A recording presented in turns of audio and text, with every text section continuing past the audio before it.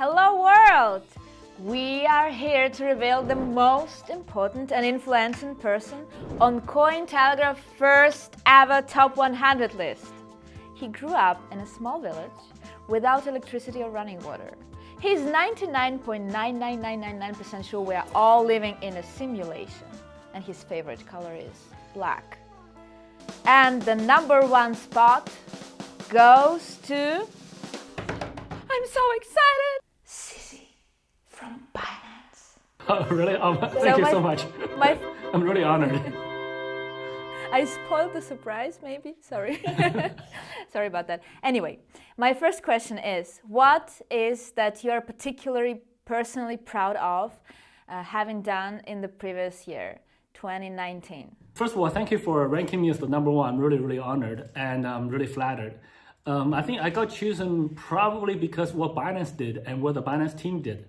So I think the thing that I'm most proud of is really just leading the team and just bringing the team together and just sort of constructing that team, keeping the team together, setting a very rough general direction, and then just making sure everyone's going in the same direction. In terms of the real execution work, I really didn't do that much. But 2019, Binance did a lot. Binance as a platform, from the IEO in January to Binance Chain in February, Binance DEX in April, Margin in May, June-ish, and what else? July or something, September with futures. So there's a lot of stuff that Binance did in the bottom of the bear market that sort of pushed things along. So I think people in the crypto space generally really appreciate that, the fact that we're always pushing the industry forward. So, or at least we do our part to do that. There are many other players who do that as well. So we want to work together to push this industry forward. So other than just putting together a really good team and then leading them forward, I personally didn't really do that much, but the team did a lot of really hard work. Okay, so what are the plans for 2020? Sure. Absolutely. So 2019, to be honest, we've been really focused internally to building the products out. So there were many product launches. For 2020, there's going to be a lot of stuff. There's still continue to be a lot of product building and launches. So the open platform initiative is quite key. So we're basically providing more and more platforms for our other business partners to enable access to crypto for the retail. So it's more, before we were more like a B2C model, whereas in 2020, we're moving towards a B2B2C model where we're working with other partners to enable the consumers to come into crypto. So we have a number of initiatives in that area.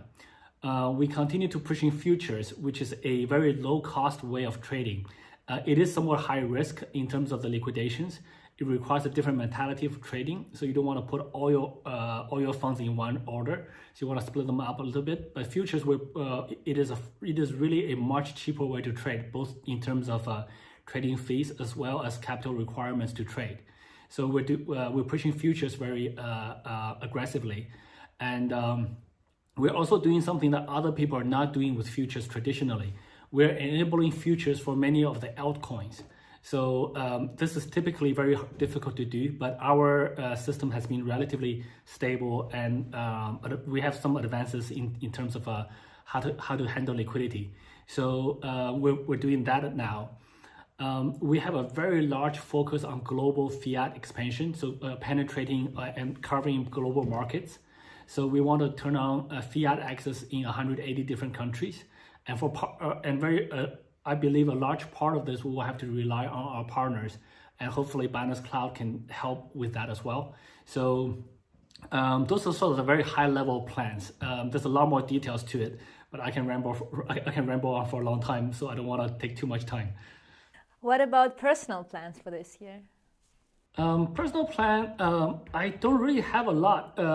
So my biggest goal is basically within the next couple of years, hopefully I can get myself into an even more unneeded situation. So nothing depends on me. So then after that, I can probably relax, go travel the world, etc. I'm doing quite a lot more traveling in 2020. I do plan to travel more now. I fixed my back. But right now the travel is more airport to hotel, back to airport, kind of gone. So I don't really do a lot of sightseeing. I don't do that much sightseeing right now. So, but I think for me though, I really enjoy what I'm doing right now. So I do feel I don't feel it's really work or it's really pressure. I'm pressured to do it. I'm really tired doing it. I feel I'm really lucky to have the chance to be doing what we're doing. Which is to increase access to crypto, increase the freedom of money for people around the world. So that's something I'm really, really energetic about doing. I just feel really lucky to be in a position to be able to do that. So for me, for this year, I'll travel around the world to wherever that's required to push more adoption on crypto.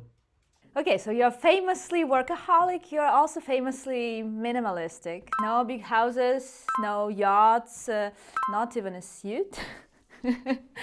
Well, now that you can practically afford yourself whatever you want, I wonder when was the last time you did something for the first time? I actually can't remember that much, to be honest. So my life's pretty simple.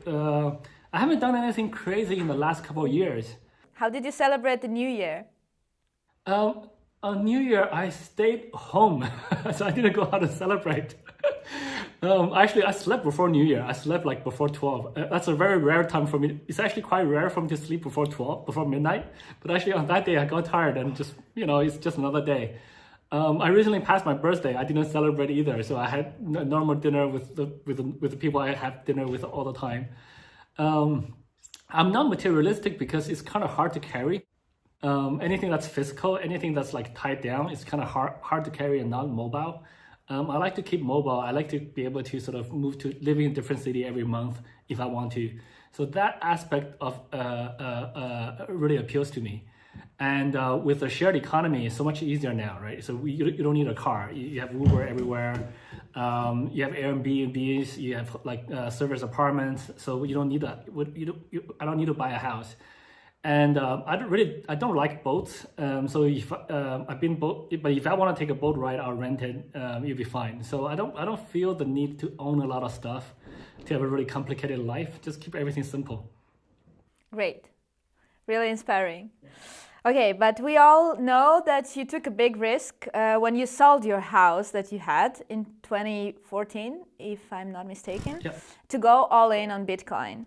Since you're also a world-known poker player, I bet you knew you had a good hand. Did you? Still, anyway, that's really kind of nuts. So what made you decide to take such a big risk? Sure. So for me, it was actually quite easy. So I did push all in on crypto in 2014. And this is after Bitcoin went up to $1,000 into the end of 2013, and it was kind of on the way down a little bit and going back and forth. So, but for me at that time, I started learning about Bitcoin in 2013, and I read the white paper. I went to I went to a few different conferences. The one that was really standing out is the December conference in Berlin. Was the December conference in Las Vegas in the U.S. So I went there. It was a very small conference, maybe about 200 people total. But everyone in the crypto space today were there. Like Charlie Lee was there, Matt Rosick was there, Vitalik was there. So a bunch of people are all there, and it's the same crew. It's the same sort of people. The group of people is really nice, and I remember one guy teaching me about Ripple, and Ripple was like pretty complicated to use. You had to set up gateways, you had to trust them, stuff like that. And the guy was teaching me about how to set it up, and in the process, he transferred some Ripple to me. And when I was done, I was like, okay, now I understand how to use it. Let me transfer these coins back to you. He said, well, no, you can keep it, and you can use it to teach the next guy. I looked at it. I was like, well, the coins were at the time worth about $500 US dollars. So it's not a huge amount of money, but it's also not a small amount of money. So I thought that community was really nice. So at that time, I had a really high confidence in Bitcoin succeeding, in cryptocurrency succeeding. So I understood the technology, I understood the financial aspect of it, and you already had a really nice community behind it. And also for me personally, the situation was, I sold my house. Not only did I sell my house, I also quit my job. So no house, no job. But I was only jobless for 2 weeks. So I quit my job before getting a new job, but I was looking for jobs in the cryptocurrency space. I bumped into blockchain.info very quickly and landed a job there in 2 weeks. So for me, it was like, okay, I can sell my house. I can live without, I can afford to pay rent, and I can afford to take care of myself and whoever else, my family that I need to take care of, just by my salary. And even if the cryptocurrency goes down, I can always go back to the banking industry and get a job there. I'll be fine. So it's not like I took a job where my living standard would be severely impacted. I was not living luxuriously, but I had a decent lifestyle. So it wasn't like it's not luxurious, but I had decent food, decent place to stay, etc. So for me, the risk was totally tolerable. I know 100% that if even crypto fails, I can get a job in a bank. It's not a big issue. So for different people, that risk appetite and that risk situation is different. So I would not recommend people who are struggling to pay off mortgages on their house and who needs a guaranteed income from their investments to pay off some loan to sell their house and to go all in on crypto, because crypto is highly volatile. But for me, so when I went in, I sold my house, bought Bitcoin. Bitcoin was $600 US dollars roughly. Within about 3 months, Bitcoin dropped to about $200. So I lost 2/3 of the house. But my lifestyle didn't get totally impacted. Psychologically, there's an impact, but my lifestyle didn't change that much. So and it stayed at 200 for 2 years. So 2 years later, it finally went up. But my lifestyle was still okay. So I was still doing other things, and things were okay. So basically, my advice to somebody else is that you gotta look at your own situation. If you can tolerate that kind of risk, if you can handle that kind of risk, then it's okay. If not, then don't push all in like that. Were you always able to handle risks? I mean, you seem such a calm person. I don't know, do you meditate, or was it some learning process for you, or you are born like this? So I'm always a very calm person. So in my working life, so in Binance, I've never shouted. I've never yelled at anybody. I've never sort of became really sort of agitated. There were times where there were very high stress. So like I can tell you, Binance, when you're running an exchange globally, there's a lot of stressful situations with different regulations, with security, hacking, all of these situations. There were very, very high stress situations. I'm usually very, very calm. I also have a low heart rate. So my resting heart rate is like 50 something. So in my working career, I never really yelled and screamed at other people either. So I have a calm demeanor. I don't know why. That's just the personality, I guess. I don't meditate that much. I tried it. It's kind of, I find meditation a little bit boring, to be honest. I don't need it. I'm already very calm. So I'm also usually very optimistic as well. So I'm always I've tried many different startups, and a lot of them have failed. But even in those situations, even at the times where we have to dissolve a company, I was incurring debt. I know I have to pay back. And I did eventually, but at the time, I remained relatively calm. So there's a couple of things that helped me in mentality-wise. There's one phrase where somebody told me that had a really impact on me in my early years. So when I was younger, somebody said, "Hey, CZ, do you know what happens when you're at the bottom of your valley? So sort of if you look at life and you're at the bottom of the valley, the original is like, let's say if you walk to the bottom of a valley, what do you do?" And the answer is pretty simple. You just keep walking. As long as you keep walking, then you eventually get out of the valley. So that was very, very useful to me. So whenever I feel like a lot of stress, I don't know why, I just keep remembering that story. So that helps a lot. There's many other little things I do to help myself, but yeah, so there's a lot of different stuff. Tips from Sizzy, how to stay calm in the crypto world. Well, great motto that you shared. Thank you so much. Are you still a coder within your heart? How much time do you spend programming nowadays? So for the last year and a half or so, I have not done any coding. So I didn't write any code that was using Binance. So all of the Binance code base was written by somebody else. When Binance started, I was kind of already leaving the coding kind of stage. Whereas even in the early years of Binance, like a year and a half ago, I still wrote some scripts to do some random stuff for myself. Not so much for Binance, but in the last year and a half or so, I haven't really had a lot of chance to do coding at all, which is something I really want to go back to and try. But with coding, you gotta have a chunk of time that you gotta sit down and stare at the computer screen uninterrupted. Unfortunately, right now my time is really segmented. So like there's a lot of interrupts. I tell other people that now I have a memory of a goldfish. Like I can't remember anything longer than 7 seconds. So everything's like in segments. But it is what it is. It's kind of what the job is right now, and it's okay. I'm fine with it. So hopefully in a couple of years when things settle down, I can go back to learn some new programming languages and learn to code. But do you think that in the modern crypto industry, in order to found a startup, it's better to have a programming background or an MBA? I think both are okay, to be honest. I think we have seen successful cases in both cases. Having a technology background really helps I would say you typically want to have both, to be honest. So even MBA who doesn't have a technical background, but if we could learn a simple programming language, just some basic stuff, and write a very simple program so that they understand a little bit and read a little bit about the high levels of the technology, how to deploy servers and how to run a cloud, just sort of very high level stuff. When you start a business, you are forced to deal with everything. You got to deal with technology, you got to deal with business, you got to deal with business models, BD, business development, deal negotiations.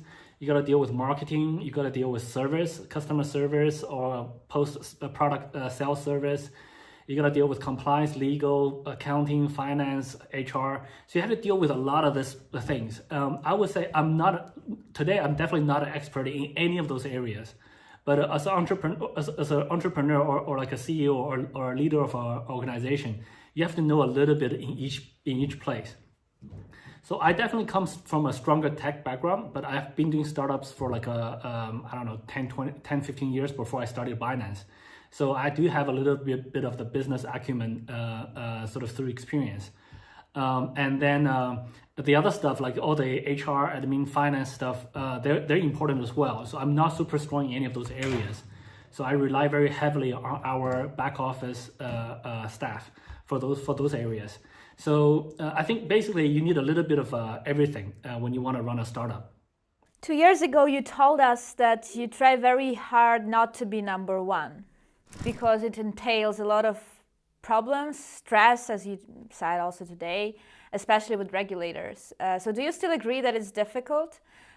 Is it still difficult for you to be this number one, or you just gave up and decided it's okay? I will be. So today, I think 2 years ago, it was mainly the regulatory uncertainty and also not enough. Crypto is only the beginning. Crypto is not really widespread. So crypto still only reaches a very small percentage of users. So I think the situation on the regulatory front has changed a lot. I think today, many governments are pro-blockchain, pro-cryptocurrency. There are much clearer regulations on how to run a cryptocurrency exchange and what to do and what not to do, etc.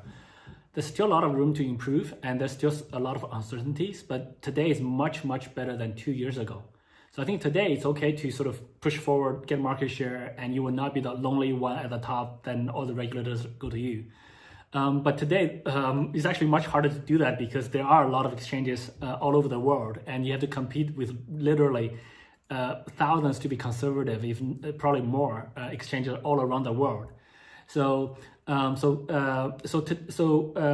think the risk of being the biggest exchange is much smaller now. But at the same time, it's much harder now to be the really big exchange. All the other exchanges are competing very fiercely. So I think that's changed. But we're still at the early stages. We want to see more exchanges because right now, for example, all over the world, if you can see more exchanges, we can see more people coming into crypto. And most of the local exchanges will not be able to provide the full suite of products that Binance provides. For example, if you look at futures, margin, staking, lending, a lot of these products are very hard to do for smaller exchanges where they mostly focus on fiat to crypto, mostly like the local fiat to Bitcoin. And if they can do that well, they make the cake for us bigger as well. So we encourage other exchanges to come in to launch and to run their businesses. So that's kind of the situation today. Okay, thank you very much. You are definitely one of the most famous crypto people in the world. So my question is, do you like being a public person? What is the most exciting thing about this?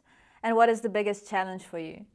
So to be honest, if I had a choice, I'll probably choose to be, personally, I would choose to be like not famous. But I think for our, like the way we started our business, we did an ICO. So we had to have a public face. We were raising money from like public, right?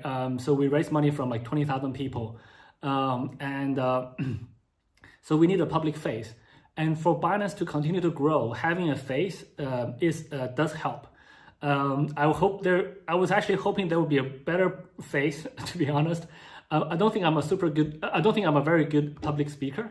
I also don't think they're much better looking people, much more polished people, but unfortunately for Binance, it's me.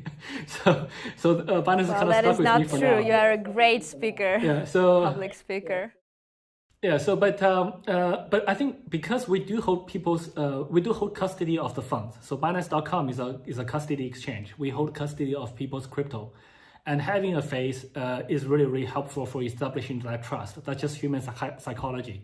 I know we're in an industry that technically we don't need trust, but there's still a lot of trust that's needed in a lot of different places, and also.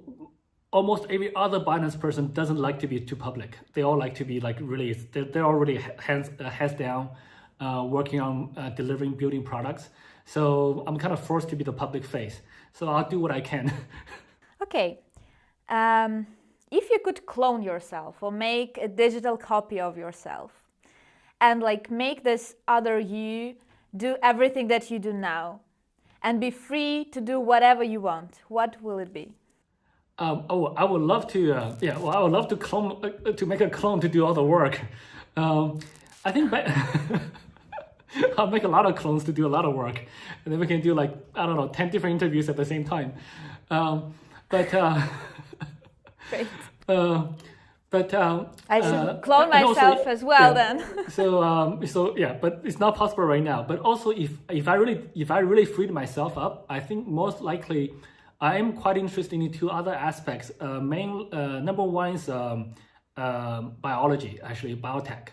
I think as humans, as our species, so one thing I'm doing right now is increasing the freedom of money, which I think will help our species to advance significantly. I'm doing a little bit to contribute in that whole thing, but I think as a whole, if we can increase the freedom of money, then our species will advance. When our species advance on that front, then we'll have more money, more funding power to do much more research, like biotech, like space exploration, like AI, a bunch of other things. I think Elon Musk's doing the space exploration thing. I'm actually less interested in that. I'm more interested in biotech and potentially AI. I think that in both of those areas, there could potentially be a lot of more research and more improvements to be made.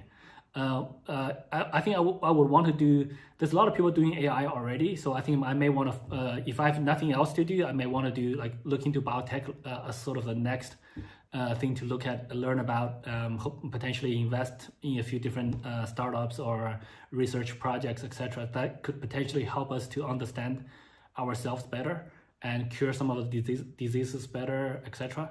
So we have the coronavirus going on right now. We don't have a vaccine for it.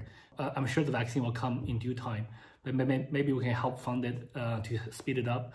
And we can do more genetic, biogenome type of projects to understand ourselves better. So I'm kind of interested in those areas too. Speaking about cloning, it made me think that I think I've heard that you like the simulation theory. Is it true? Yes, yes.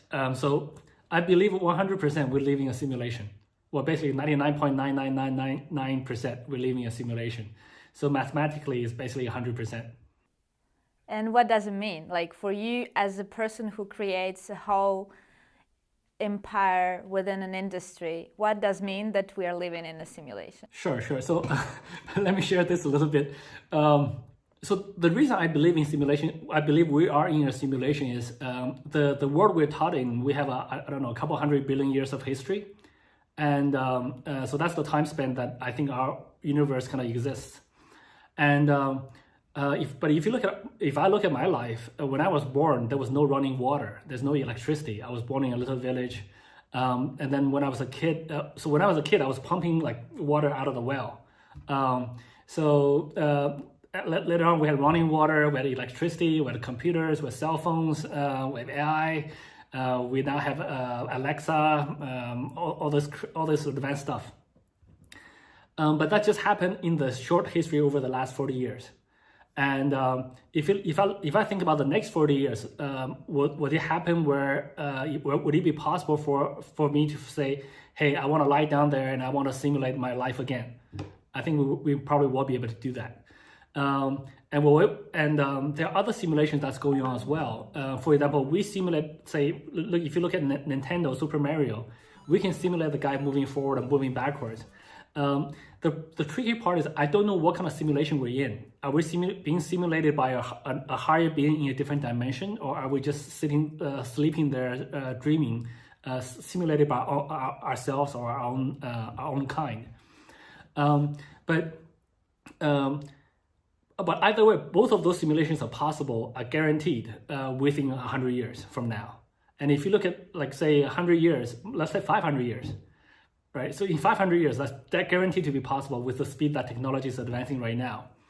And if within 500 years, we can realize that, what are the chances this is the first 500 years within like a couple 100 billion years, right? So probably 1 in a billion.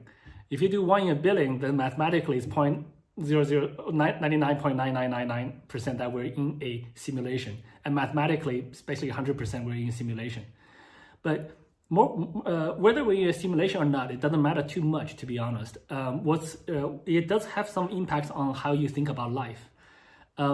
Just because we're in a simulation doesn't mean life is not important. It doesn't mean that if I die, I'll wake up and nothing matters. Maybe we're in that kind of simulation, but we don't know. At least I don't know. Maybe we die, we like Super Mario. Super Mario dies, but he doesn't jump out and talk to me. The next respawn may or may not be him. We don't know. So just because we're in simulation doesn't mean it doesn't matter. It still matters very much. So we still want to live a good life, live a meaningful life, make our contributions, and do what we're supposed to do, which is what we're supposed to do as a human. At least in this simulation that I'm in.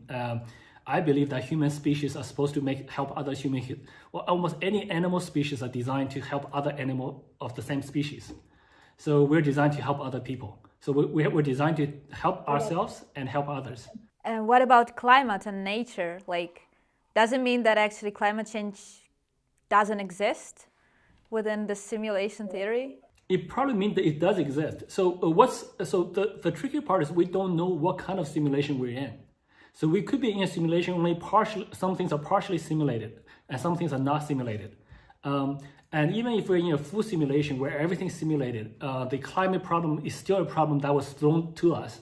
And it's a challenge that we need to resolve. Well, we need to help solve.